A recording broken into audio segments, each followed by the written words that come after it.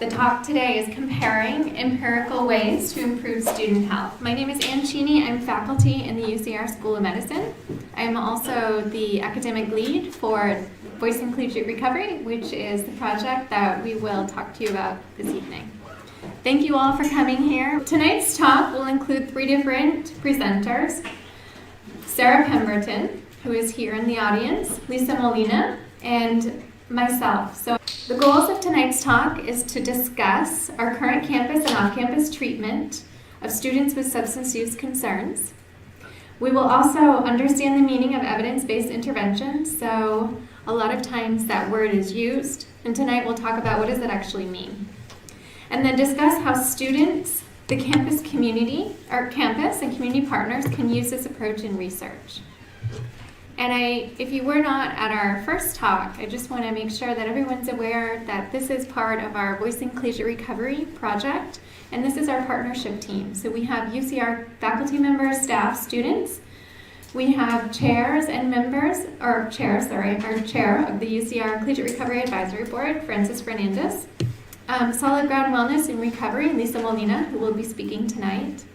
Representatives from Healthy Campus, as well as from Counseling and Psychological Services, Sarah Pemberton, who will be speaking tonight, and then also our Student Recovery Group.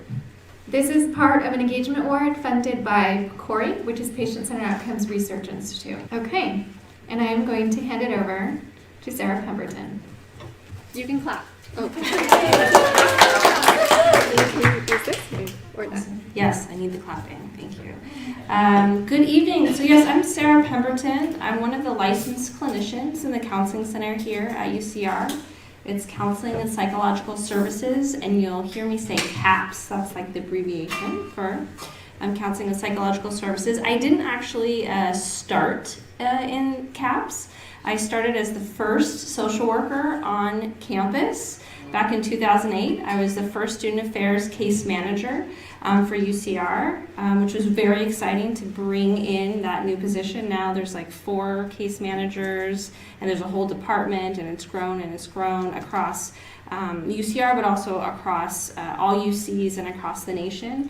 So it's an awesome position where I started working with distressed students, figure out how to connect those students with resources on campus and off campus. As well as from Counseling and Psychological Services, Sarah Pemberton, who will be speaking tonight, and then also our Student Recovery Group. This is part of an engagement award funded by CORI, which is Patient-Centered Outcomes Research Institute. Okay, and I am going to hand it over to Sarah Pemberton. You can clap. Oh. Is this or not? Yes, I need the clapping. Thank you. Good evening. So yes, I'm Sarah Pemberton. I'm one of the licensed clinicians in the counseling center here at UCR.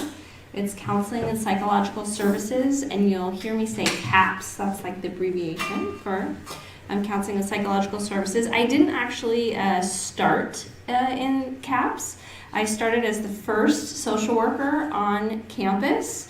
Back in 2008, I was the first student affairs case manager for UCR, which was very exciting to bring in that new position. Now there's like 4 case managers, and there's a whole department, and it's grown across UCR, but also across all UCs and across the nation. So it's an awesome position where I started working with distressed students, figure out how to connect those students with resources on campus and off campus. And then in 2013, I moved over to CAPS, continuing to work with students, continuing to connect students and resources. Currently I'm doing individual therapy, a lot of case management, a lot of referral for resources on and off campus. And then I also provide the mandated substance abuse assessments on campus.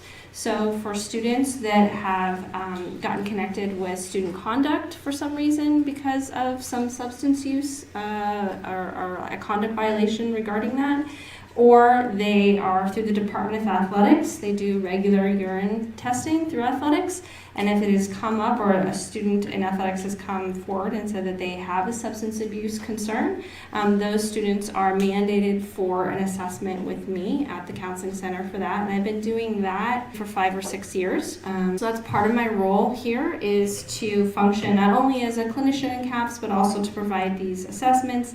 And then also to be the hub for referrals for students who may be struggling, who are maybe looking for detox, they might be looking for IOP, they might be looking for different resources in the community. And I'm sort of one of those places in CAPS where the other clinicians can come to and say, here, this is the client that I'm working with, the student, what their needs are, and I can try and help them figure out what would be the best fit for them, for sure. So that's part of my role here, is to function not only as a clinician in CAPS, but also to provide these assessments.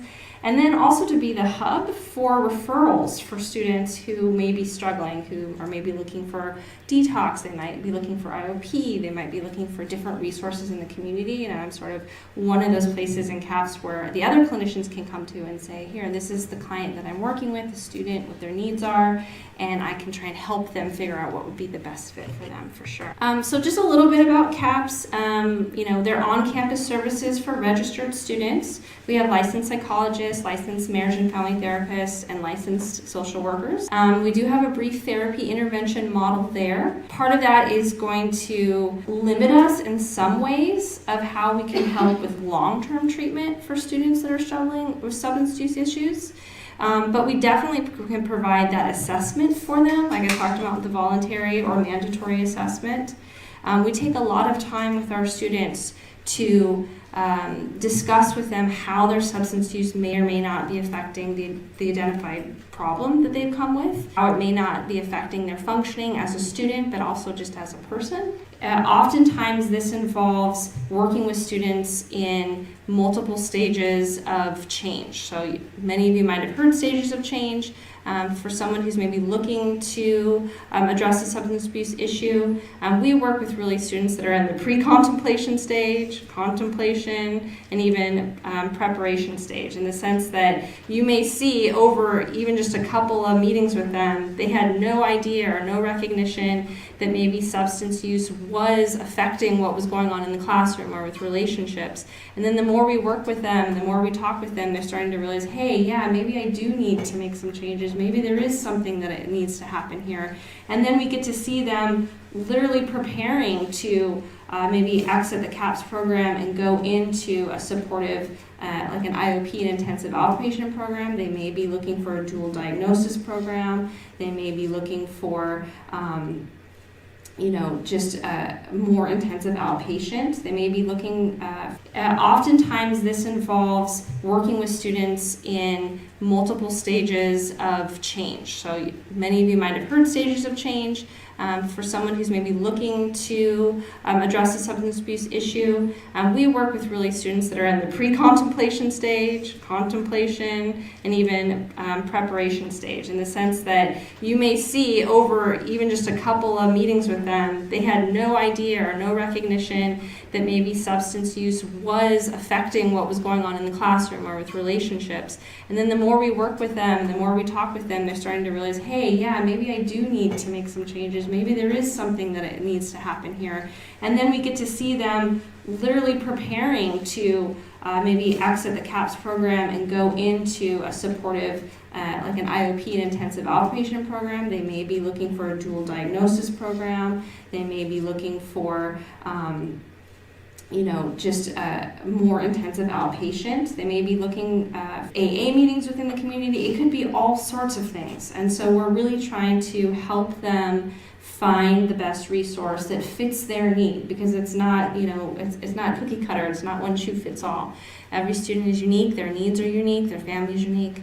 Their insurance is unique. And so we need to really help figure out what's going to work best for them. We don't want to put a challenge in front of them, making assumptions of what they can and cannot do. Transportation can be an issue, so we want to find a provider that can help them with that. So there's all these different things that we have to look at to help a student be successful. And then we get them into whatever that action phase is, whatever that off-campus program is, and it could be in conjunction with services we're providing. It is really honestly unique to every student that we work with. And then oftentimes working with students who are want to come back. They feel like they're, they successfully completed a program and they're sort of in a maintenance phase. Like now they want to work on what's it like to come back, maybe university without having the supports if they've had some time away, or maybe they're dropping their level of care and they want a little bit more support while they're here, or they just want to meet with someone that knows more of the resources on campus for them. We really enjoy working with those students as well. And I have to give a plug to Student Affairs Case Management because that's my origin. They help us quite a lot with these types of things too, working with referrals. It's a team effort to kind of make sure that we're meeting our students' needs. So that's kind of in a nutshell what we do at CAPS, and for our students that are looking to make change or simply just starting to consider it. I think next up we have Lisa Molina. Good evening, everybody. My name is Lisa Molina. I'm with Solid Ground Wellness and Recovery, and we are a community partner that is working with UCR School of Medicine and the PCORI grant, and we're super excited to be a part of this. Personally, October of 1990, I survived a suicide attempt. I was pregnant, and I was strung out on heroin, and I tried to end my life because I just thought everybody would be better off, including my family and this baby that was in part of me. So at that point, the next day, I actually went into treatment. So that was 29 years ago this month. And I was fortunate enough to be able to work in the field of recovery. So for the last 29 years, I have been involved at some degree, either working with another treatment center, or in the last 3 years, my family, it's a family-owned business, we created Solid Ground. We do specialize in emotional wellness. It is not just about abstinence, it's about wellness, because we know that you can take away the drug and still be miserable. You can take away the drug and still have all of the isms that go along with addiction, problem use. And so we want to make sure that we attack all of the areas that would be, that a need would need to be met.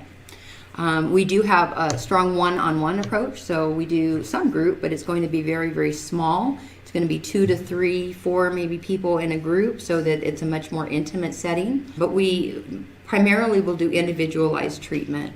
So we do work with a variety of treatment methods. One of those are cognitive behavioral therapy, or CBT. And cognitive behavioral therapy, it challenges faulty thinking. So you have a thinking pattern that's negative or it's faulty. It's telling you something is true that's not true. And so we identify what the emotional responses are, what the behavior is, or what we want to replace it with. And then we work with the individual to be able to create that environment. Motivational interviewing, it's a little bit different, and basically we translate into respect and acceptance of the individual of where they're at. It's not telling you, you need to stop doing drugs, you need to be better at school, you need to be more on time. Those are directions, and that is not motivational interviewing. Motivational interviewing looks more like, what is your typical struggle in your daily routine? What attributes to that?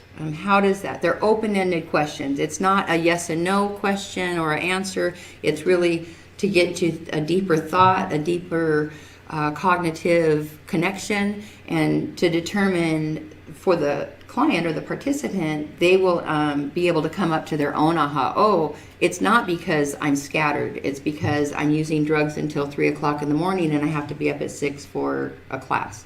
And so we try to be able to do the reality testing with it and give the information. Motivational interviewing is very non-judgmental. So it's not about, oh no, you can't keep smoking marijuana. I mean, we ultimately want that to be the case, yes. However, it's not a prerequisite. It's what is your goal and why are you in treatment? What is it that you're struggling with, and how can we help, and what interventions can we implement that will allow you to move away from this place of addiction? And the decision to change comes from the individual, not from the counselor. It's not my agenda. It's the client or the participant's information.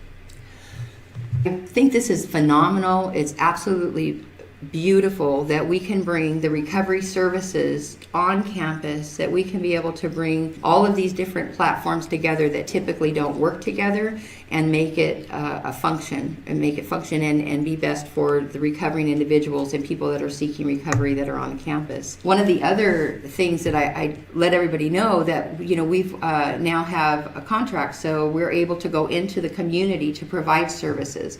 So if you as an individual have a certain Medi-Cal services or those types of things, we can actually come on campus and provide services to you right here where you're at. We can do that at a coffee shop, we can do that at a park. It's not traditional where you actually have to leave your setting, come into our environment for an hour or two, and then go back into your setting. So we are actually able to do that. And one of the other wonderful things is that we're able to do telephone and telehealth services as well. So you do not have to be physically in my office for us to be able to provide services to you. We're able to connect in the community at our office or over the telephone, which is pretty unique, and it's one of the first times that this has been offered in this county. Having said these things about the solid ground, and I'd like to know, would it be possible to use comparative effectiveness research in an effort to see if outcomes are impacted depending on where this delivery of services takes place? Thank you.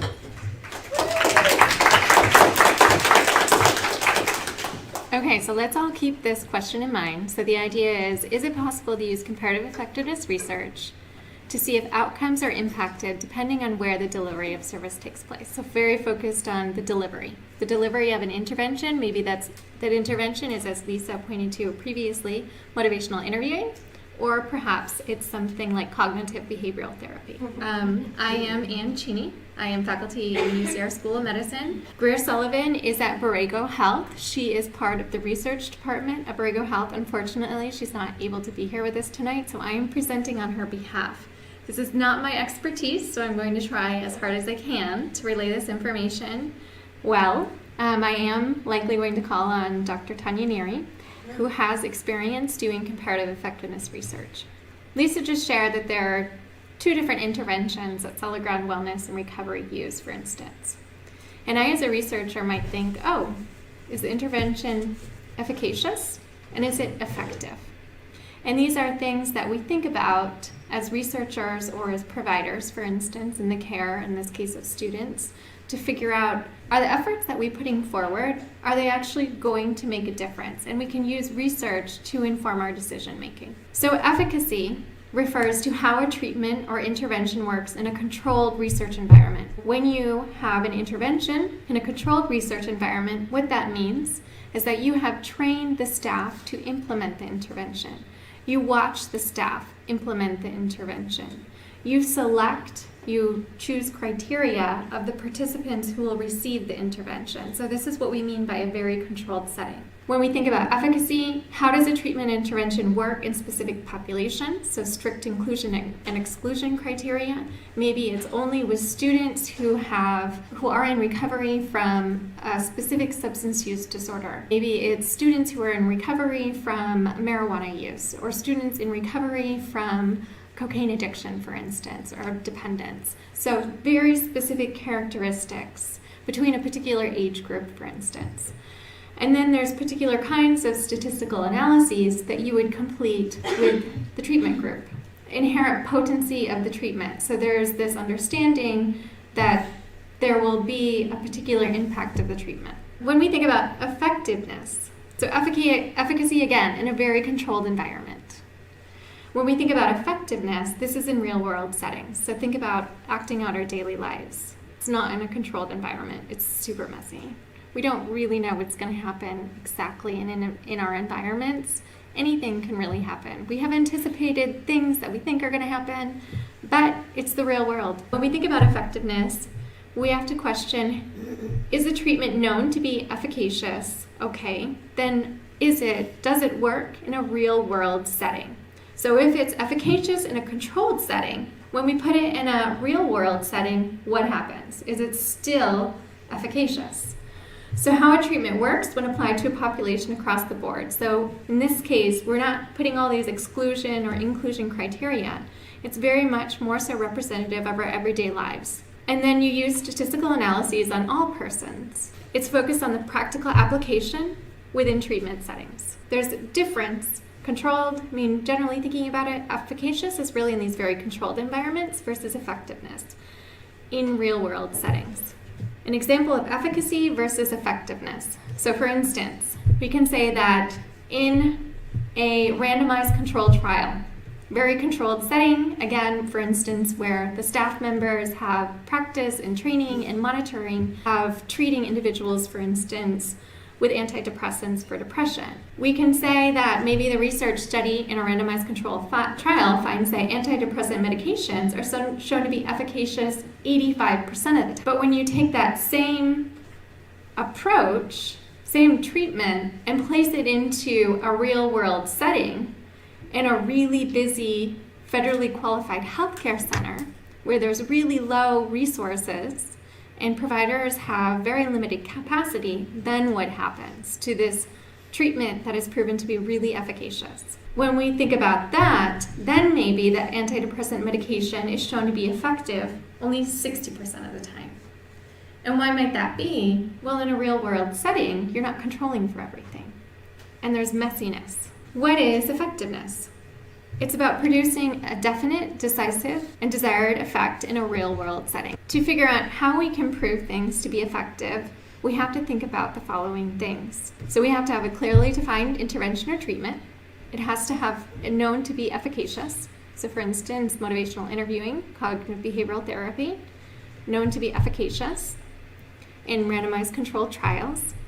Then the intervention must have been used in multiple rigorous research studies, which have established an evidence base. So not just one time does it need to be tested, it needs to be tested over and over again. And then also there needs to be implementation of fidelity to the model. So are people really implementing it how it should be? Or are they, for instance, implementing part of it? Or are they using language that maybe would be, instead of, let's say, if we're implementing a screening tool, I'm sure you all have maybe experienced this when you've gone to the primary care provider and they say, oh, you don't drink. Nope, I don't drink.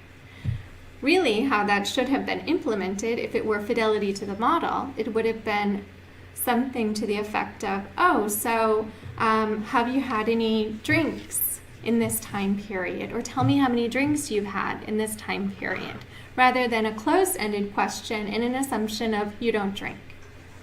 So in that way, it's an example of not fidelity to the model. And then also there needs to be implementation of fidelity to the model. So are people really implementing it how it should be? Or are they, for instance, implementing part of it?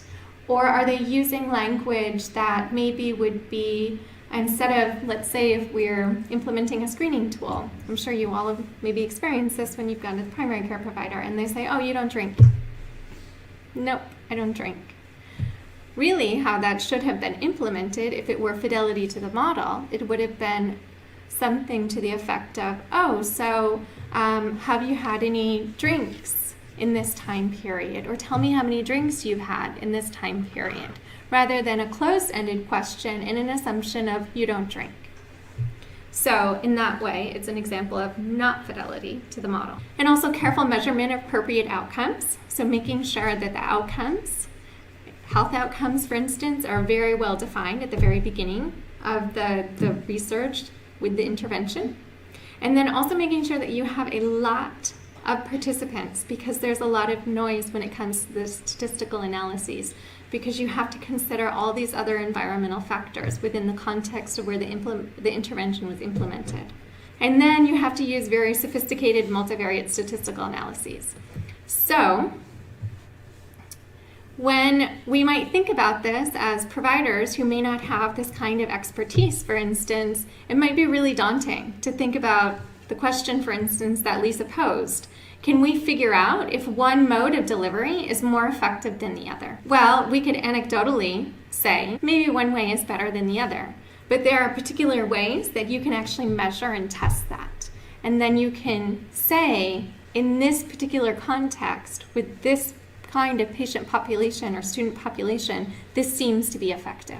So I know last time we talked a little bit about research, and I'm just going to share a little bit more information to set us up for really trying to understand and bring home this concept of comparative effectiveness trials in the context of research. When we think about what research is, we have multiple different kinds of research. Last talk, we talked about community-based participatory research, which is an approach.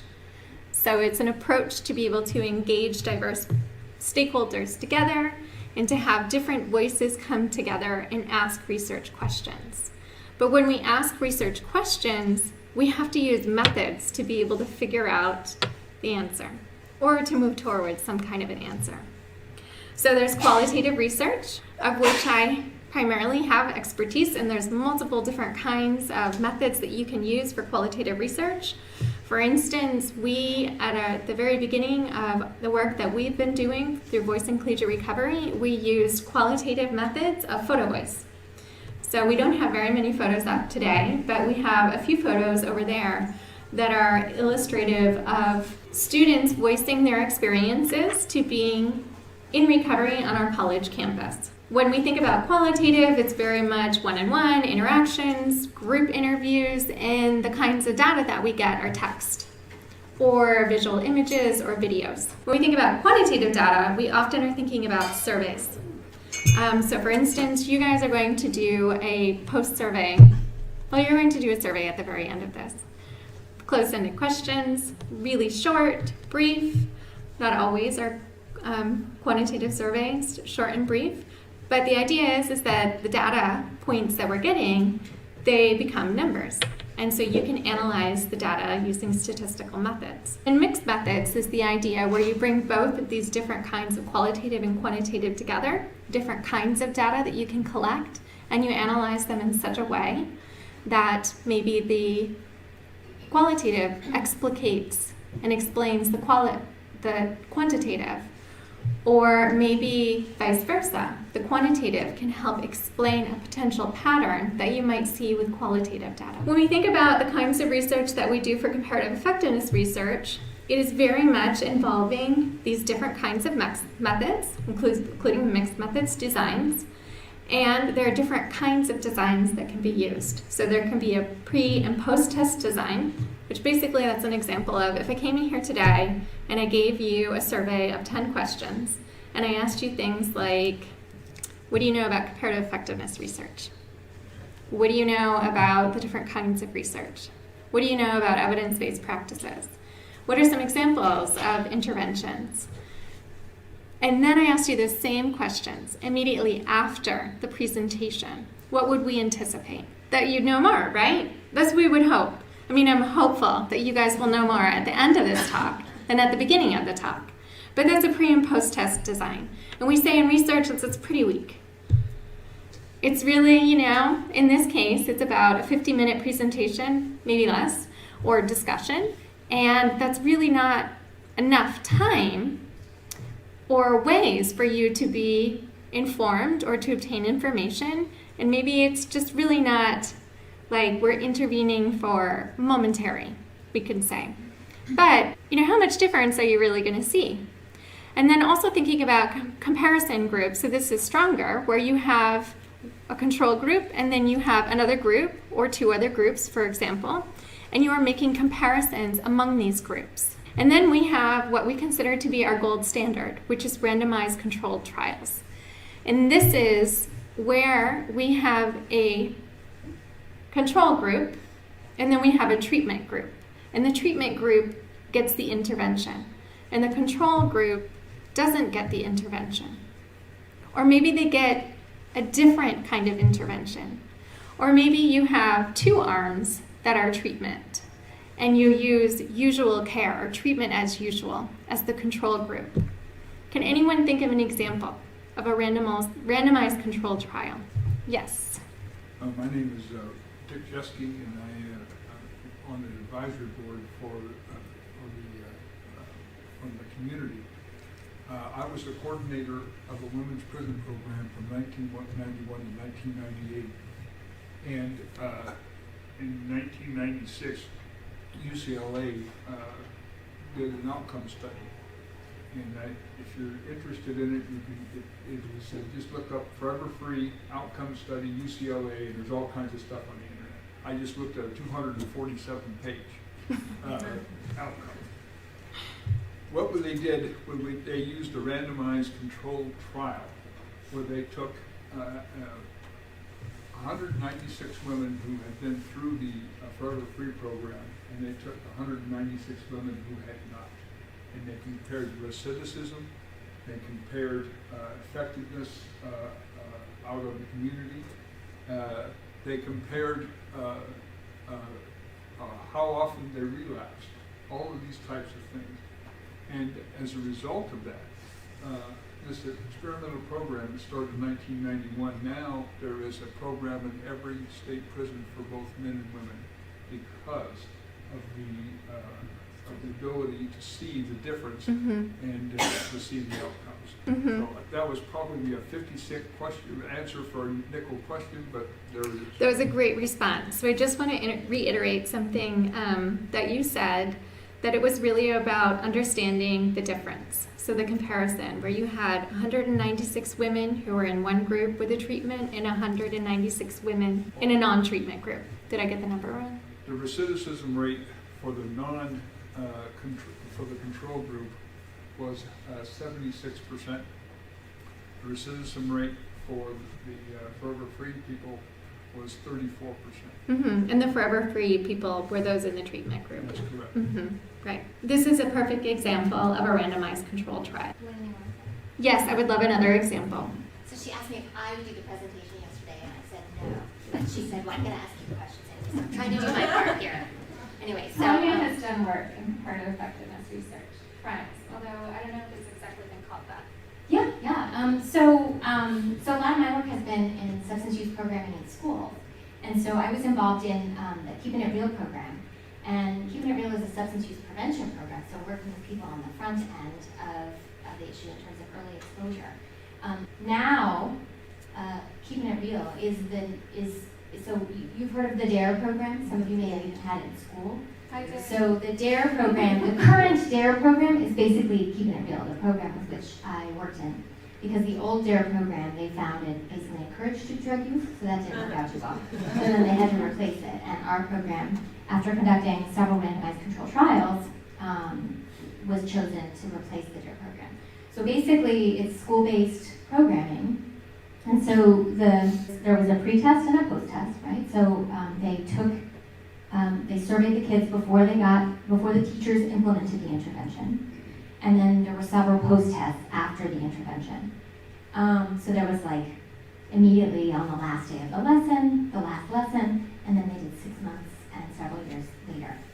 And then there was a control group, so as well. So there were kids in schools that didn't have that programming; they just had normal classes. And then one of the randomized control trial, one of the trials actually compared versions of the programming. So, for example, one of them was one of the interventions was started in 7th grade and followed kids all the way through 8th grade. And so we could compare to 7th graders who got the treatment and 7th graders who did not, following through 8th grade. But then there was another version where kids got it in 5th grade. So they had slight modifications, basically the same lessons. Because 7th grade, that's certainly when I started using, was 7th grade. So that's a very common time period of onset. So the thinking was, 7th grade's a good time. But if you've already started, which a few, some kids already have at that point, the idea is you need to start a little bit earlier. So then we had a 5th grade version, and we had 5th graders who got the intervention and 5th graders who didn't, so a control group and a treatment group. Then we had a third treatment option where they got the treatment both in 5th grade and in 7th grade. The idea is you want to plant the seeds and then water the plant, right, in 7th grade kind of thing. So that was a case where we had not just treatment and control groups, but we had several treatment groups that we could compare which one was the most. And I just want to give one other related example. So that was about timing of intervention. So that answered questions about when's the best time to provide this programming. But we also did a series of studies that were associated with cultural specificity in the interventions. So, and this is now going quite back in time now, so what I'm going to say might even seem weird to you because we think differently about these things now. But given the demographics of the United States several decades ago, the diversity was simply to, so we, in other words, you have interventions that would focus on blacks and whites. But it became clear the demographics were shifting, that so we said, okay, we need to create multiple versions. So this intervention, we had the sort of what they called the traditional intervention, which was black-white. And then they compared it to a multicultural version, which was black-white Latino. And then they compared that to a Latino-only version, because this research was happening in Arizona, where the public schools were like 95% Latino. So in that case, that was sort of the culturally targeted. There was the traditional treatment, and then there was also the comparison to, do you just sort of need the colors of the rainbow to reach people? And so we had 3 treatment groups there, plus a control group, people who didn't get any of the intervention, where they got other, you said, treatment as usual, which was random other, not random, but miscellaneous other types of substance use programming. Anyway, so yeah, if you want to know what we found that 5th and 7th grade was better than the other 2. Well, just given the population in the schools we were looking at, yeah. So the research position wasn't that Asians are irrelevant or any other group for that matter. There's many others besides those 3. But just that the traditional programming was considered to be multicultural several decades ago if it was just black-white, which, and then demographics really shifted. So, one could argue that even way back when it was black-white, it was still not reaching everybody's needs. But then they also found that the best intervention was the one that was not culturally targeted, but the one where the multicultural, where kids could recognize themselves in it, but not feel like they were being pandered to, like, oh, this is for me, kind of too much, like you're trying too hard to reach out. Anyway, so that was it. Yeah, so I do want to say one more thing. I just want to say, I love having the microphone, no. But I just want to say one more thing to highlight the distinction between the quantitative research design. So the first bullet is you have a pre-test and a post-test. The second bullet, you also have a pre-test and a post-test, but you strengthen the design by adding a comparison group. And then the third model, you add strength even further by doing randomization. And that is by assigning people to the treatment of the control group randomly. And that way, that takes care of some of the noise that we call it. We call it noise, but basically that means just the general variation, right? So that takes it into account things like gender or race, ethnicity, or family factors, or socioeconomic status, right? That those are distributed in the population, and all of those things might relate to various choices that people make, or whether or not they're paying attention in class, or showing up to class for the lessons or whatever. And so that's what randomization does, is that kind of distributes equally in both groups, the treatment group and the control group, all those other factors that might contribute to differences in the response to the treatment. And that's why it's the gold standard. But what you might imagine is that the more you add to it, the more work it is, right? Yeah, and that's where you need more money, and that's why you have to get big grants for that, and that's why community organizations tend to do pre-post designs. And so that's why we have a lovely opportunity here where we can get research, where we've got research. Well, the idea is that we can join together and seek research funding to have the super strong designs, but also work with community organizations who really want that information. Thank you for your time. Thank you very much. So, Tanya, I actually have a few questions. In the randomized controlled trials that you were doing with Keeping It Real, did you initially do trials for efficacy? And then did you do effectiveness trials? So by definition, a randomized controlled trial is an efficacy trial. But you then, the problem is it's harder to do effectiveness trials with randomization. So for example, ideally, the scientific gold standard is that you randomize at the person level because you expect the effects to be at the person level. So we had to make some modifications because there were schools who said, we want to participate in your study, but only if we get the intervention. Otherwise, why else would we want to dedicate our time and resource and not get the intervention, right? And so then because of that, we had to randomize at the school level. Mm-hmm. But yeah, typically randomized controlled trials are efficacy trials. Mm-hmm. So the idea then is that when you partner with, for instance, in this case, school systems, we as researchers can't do a controlled or implement the intervention in a controlled setting, because we obviously are partnering with school systems in this case, or for the work that we're doing, we're partnering with perhaps student health services or counseling and psychological services. So it's a partnership in terms of thinking about what might be possible within the institution or the agency. Yeah, or you might be lucky enough to convince a group to agree to the control conditions, right? Meaning all of those specifications that make it a randomized controlled trial. But this is why when you go to do it again in the real world, you might find differences, right? Because all of a sudden you don't get to make all those specifications. Mm-hmm. So yeah. Okay. I think I also want to reiterate a point that Tanya has brought up about randomized controlled trials. Often there are multiple years, and you might do it longitudinally. You might follow individuals over 6 months, 12 months, 18 months. And all of these times are considered data points where you would be collecting information on whatever your outcome measures might be. And that includes a huge amount of staff and financial resources and capacity to be able to do.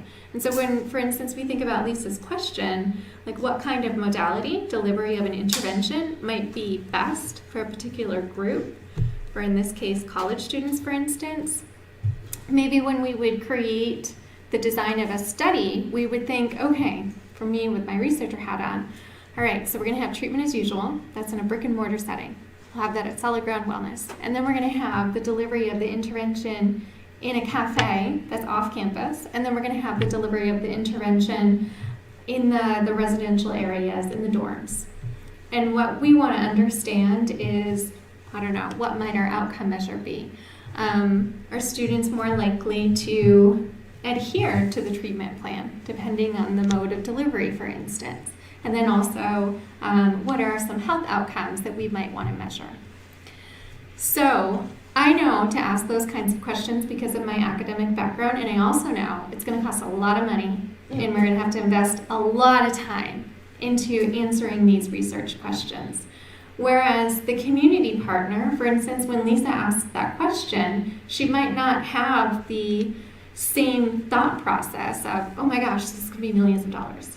Or, oh my gosh, where are we going to get this funding from? So what the value of the kind of work that we do is we get to have those diverse perspectives and bring them together so that Lisa can pitch the question of what she's seeing in her clinic, what she's seeing in the needs of, in this case, college-age students who are in recovery from substance use disorders or who maybe want to get on the path of treatment and recovery. She has the actual knowledge and experience. And the same with Sarah. Sarah can come to me and say, this is what I'm seeing in our student population here at CAPS.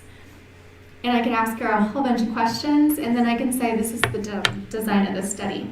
This is where I think we need to ask to get some money. And I think that it's going to cost us that much. And I don't know much about randomized controlled trials, so I'm going to pull in some other investigators who have that expertise.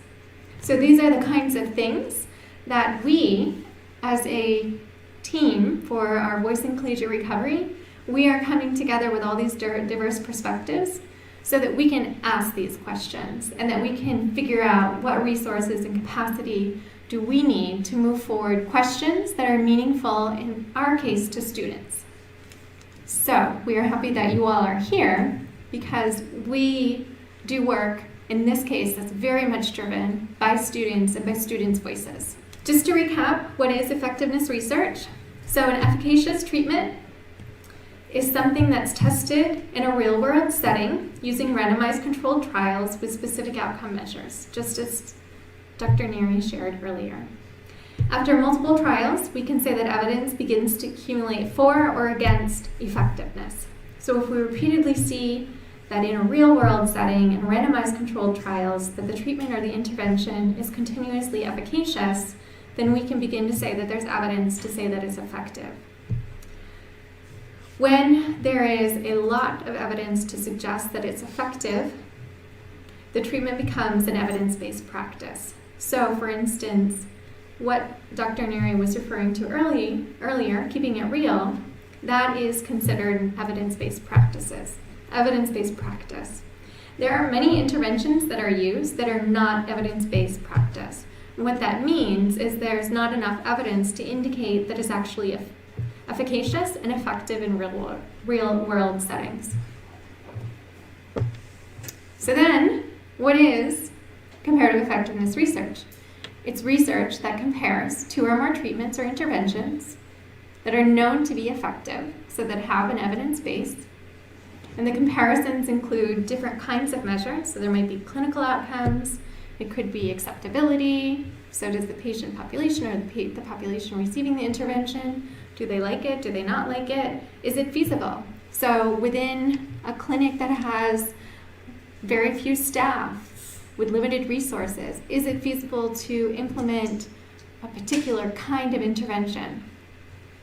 And then cost. Is it something that, for instance, within the particular environment where it's being implemented, is it cost effective? Or is it something where there's no way the institution or the organization, the healthcare system can actually afford it? Questions for us?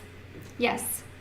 In terms of not being able to carry out specifications because a control group might not agree, right? Mm-hmm. Are there any guidelines on how to evaluate those specific outcome measures that you can't get the specifications you want? That makes sense. In what sense, the specifications? As in not being able to randomize down the person into a school, just not getting the kind of position you want for those things. Mm-hmm. So Tanya has an answer for that. Yeah, so one of the types of the ways that an efficacy trial would dictate conditions would be people you don't want to include in the study.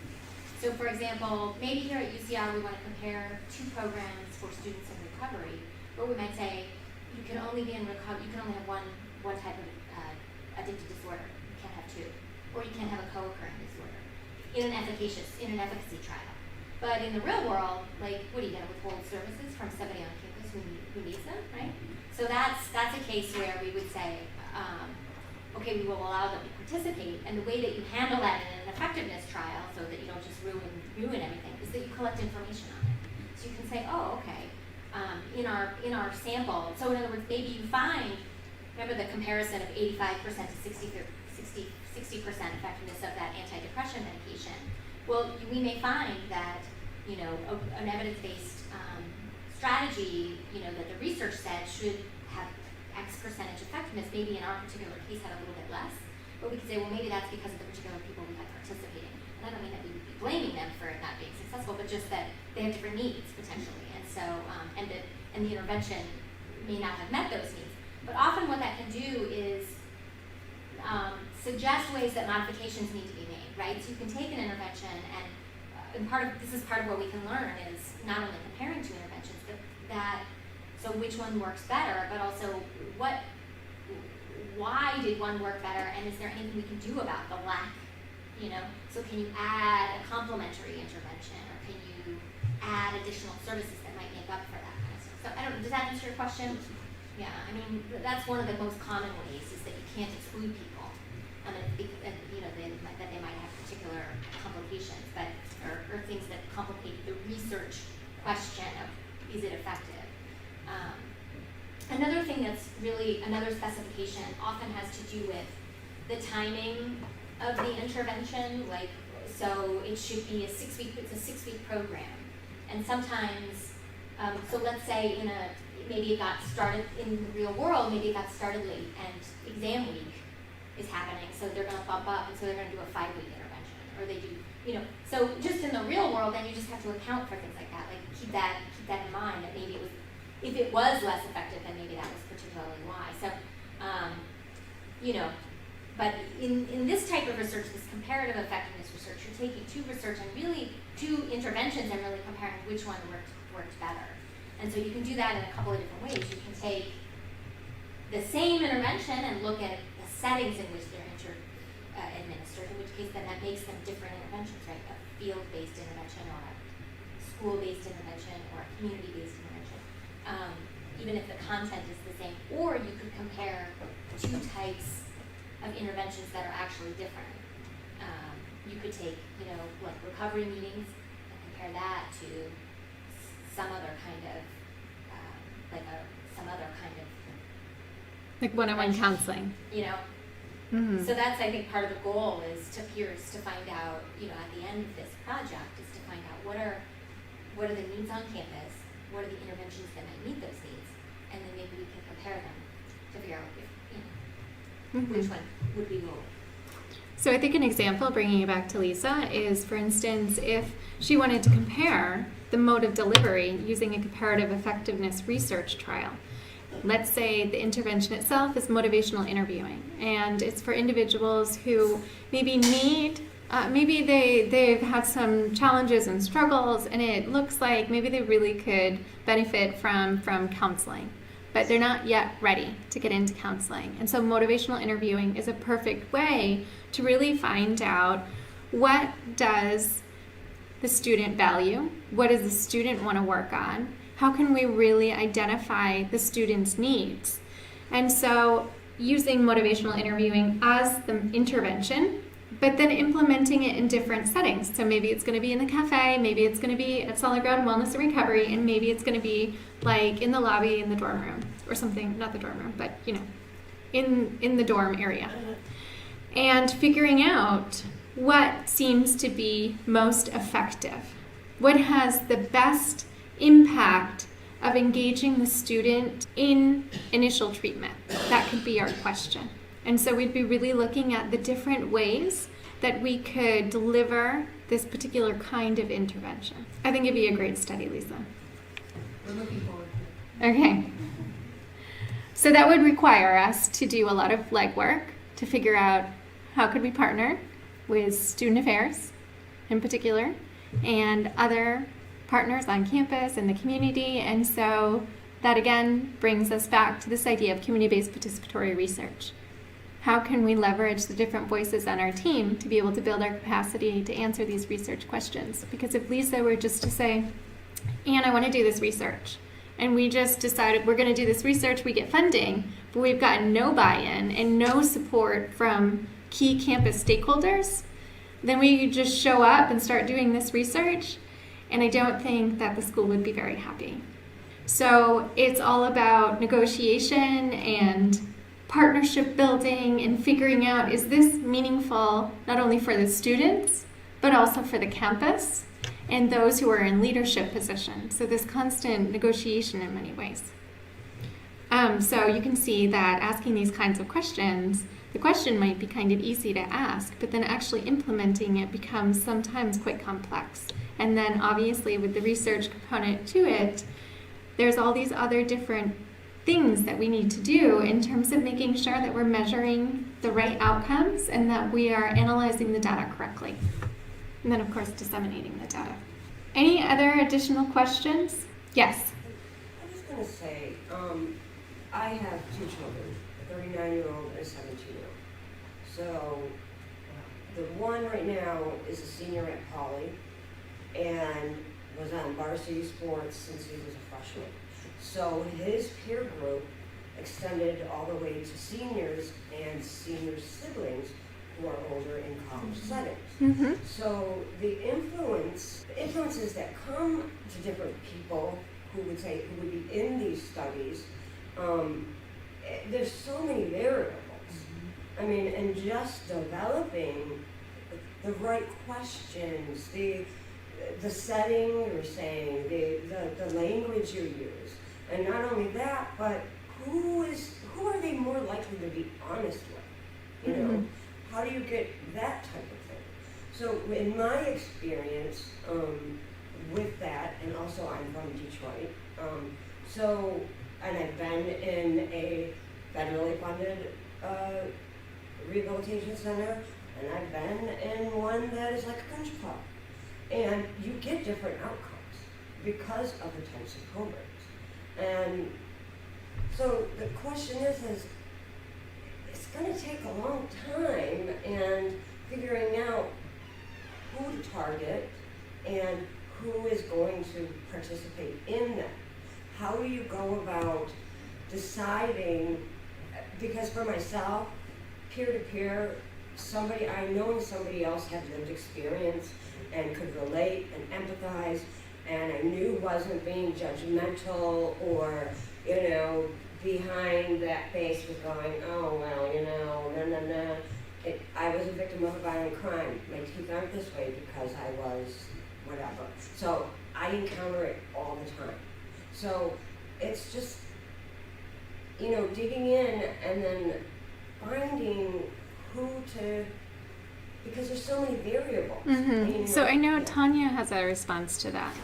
Yeah, so you raised a lot of really good points. I mean, the good news is there's actually a ton of research on substance use, and we actually have quite a few interventions that have already gone through the efficacy portion of the research, which takes years, and that have also gone through the effectiveness portion, right? So in the course of just developing the interventions, they had to answer those questions. Meaning, what's the best way to ask this? Who should we include? Who should we not include? So actually we have a lot of information. For example, there are studies where the research question is just, are people honest when you ask them about their substance use? And then of course, it matters what are you asking, 4th graders? Are you asking, 19-year-olds? Are you asking 40-year-olds? Are you asking them at work? Are you asking them at school? Who's asking? A teacher? A parent? etc. So we have answers about all that. And the good news just in general about getting substance use reporting, people are actually very forthcoming. And there are certainly ways not to ask it. Right. But generally the research doesn't employ those methods anymore. Of course, now we know. But I think getting to where you're saying, how do we funnel down? How do we decide all these things? I think for me, one way to think about it is, and part of our project is to have discussions with the community about, well, what are the issues? You identify the problems, right? What are the things on this campus that students in recovery need? So those are the problems to be solved. Then what you do, you can put them in a priority order and that kind of thing, but then what you do is you go back to the research and you say, what are the interventions that try to address those problems? And what research has been done, right? Because if we're going to do comparative effectiveness research, we want to pick stuff that's been studied a little bit. So then what we can do is we can, prioritize the problems and then prioritize the interventions, which ones, and so Anne and I as academics, we're not going to pick that. We're going to ask the community to tell us that. And we come in on the research side and say, okay, we'll help you gather the data and answer the questions and answer the research questions and analyze the data. So that's what I would say. Is first getting the community to identify the problems to be solved, right? So the gaps in services. Think about a priority list, and then go back to the research, which is where we can come in and say, okay, here's what the interventions, the research that's been studied about interventions that address those problems, and then we all say, well, which ones do we want to prioritize to try out here? Again, the scholars can help set up a design that's appropriate by asking appropriate questions and those kinds of things. The community can also weigh in on that as well, because even right now we have so many choices of questions, right? So the community can also say, okay, well, there's this set of questions and this set of questions. Tell us which ones you think would be best for this population, right? So the community can inform those decisions as well. Anyway, did I answer the question? I feel like I'm now. So I do want to be mindful of time. We are at 6:30. If you have any questions or thoughts about what our campus needs are in terms of students who are in recovery, certainly contact me. Send me an email. Give me a call. I don't really answer my office phone, but my business card has my cell phone on it. Be in contact with us, because we want to ask questions that are meaningful to our campus community and not just to the students on our campus community, that might also be meaningful to other students who are on campus environments similar to ours. So thank you for coming. We have one more talk, which is November 4th, and that specifically will talk about working with vulnerable student populations, working with vulnerable populations and the ethics and moralities involved in working with vulnerable populations with a focus on students. Okay, thank you for coming here tonight. Thank you. There's a post survey, or a survey. It's not pre-post. please fill out the survey, and also please make sure to check in and or sign in and give us your email. Thank you.